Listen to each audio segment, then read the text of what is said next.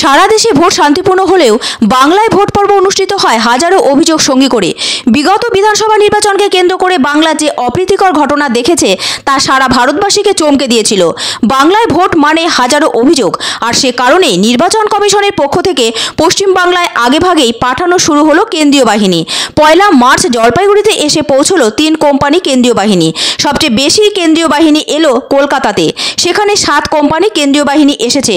উত্তরবঙ্গের মধ্যে সবচেয়ে বেশি কেন্দ্রীয় বাহিনী এসেছে মালদা জেলাতে, সেখানে আজ 5 কোম্পানি কেন্দ্রীয় বাহিনী এসেছে। মার্চ মাসের প্রথম দিন বাংলায় মোট 100 কোম্পানি কেন্দ্রীয় বাহিনী এলো। কোচবিহার, দার্জিলিং, দক্ষিণ দিনাজপুর জেলাতে 3 কোম্পানি করে কেন্দ্রীয় বাহিনী এসেছে। আলিপুরদুয়ার, উত্তর দিনাজপুর জেলাতে 2 কোম্পানি করে কেন্দ্রীয় বাহিনী আসার খবর পাওয়া যাচ্ছে। সবচেয়ে কম কেন্দ্রীয় বাহিনী এসেছে কালিম্পং জেলাতে, সেখানে 1 কোম্পানি কেন্দ্রীয় বাহিনী মোতায়েন করা হচ্ছে। 2024 সালে লোকসভা নির্বাচনে সবচেয়ে বেশি কেন্দ্রীয় বাহিনী মোতায়েন করা হবে পশ্চিমবঙ্গে। শুধুমাত্র পশ্চিমবঙ্গেই 920 কোম্পানি কেন্দ্রীয় বাহিনী মোতায়েন করা হচ্ছে। পশ্চিমবঙ্গের থেকে অনেকটাই পিছিয়ে রয়েছে বাকি রাজ্যগুলো। উত্তরপ্রদেশে 252 কোম্পানি কেন্দ্রীয় বাহিনী মোতায়েন করা হচ্ছে। আগে বিহারে ভোট নিয়ে অনেক অভিযোগ উঠত, এখন বিহার শান্ত হয়ে গিয়েছে, সেখানে 295 কোম্পানি কেন্দ্রীয় বাহিনী মোতায়েন করা হবে। বাংলার প্রতিবেশী রাজ্য উড়িষ্যাতে 195 কোম্পানি কেন্দ্রীয় বাহিনী মোতায়েন হচ্ছে। আসামে 160 কোম্পানি কেন্দ্রীয় বাহিনী মোতায়েন হচ্ছে, অথচ বাংলায় মোতায়েন করা হচ্ছে 920 কোম্পানি কেন্দ্রীয় বাহিনী। পশ্চিমবঙ্গের পরে সবচেয়ে বেশি কেন্দ্রীয় বাহিনী মোতায়েন হবে জম্মু ও কাশ্মীরে, সেখানে 635 কোম্পানি কেন্দ্রীয় বাহিনী মোতায়েন করা হবে। জলপাইগুড়ি জেলাতে শুক্রবার বিকেলের আগেই কেন্দ্রীয় বাহিনীর জওয়ানরা পৌঁছে যান। জানা যাচ্ছে 1 কোম্পানি কেন্দ্রীয় বাহিনী এসেছে শহর সংলগ্ন জলপাইগুড়ি পলিটেকনিক কলেজে। বিহারের পাটনা থেকে তারা জলপাইগুড়িতে আসেন।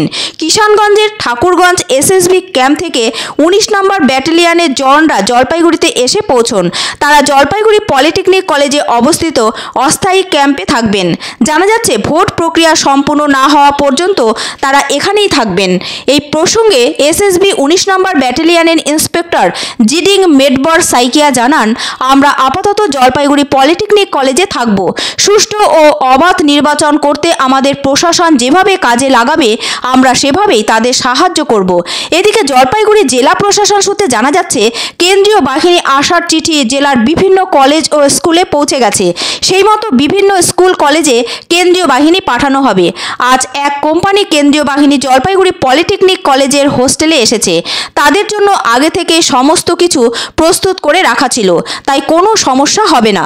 अभी जलपाईगुड़ी डिस्ट्रिक्ट में इलेक्शन के लिए यहाँ हमारा एक कंपनी आया है, उसमें हम अपनी कंपनी लेकर के पहुँचे यहाँ पर। तो उसी के लिए हम लोग यहाँ शांति से इलेक्शन करवाने के लिए हम लोग को डिटेल किया गया है, इसलिए हम लोग यहाँ पर आके हाजिर हुए।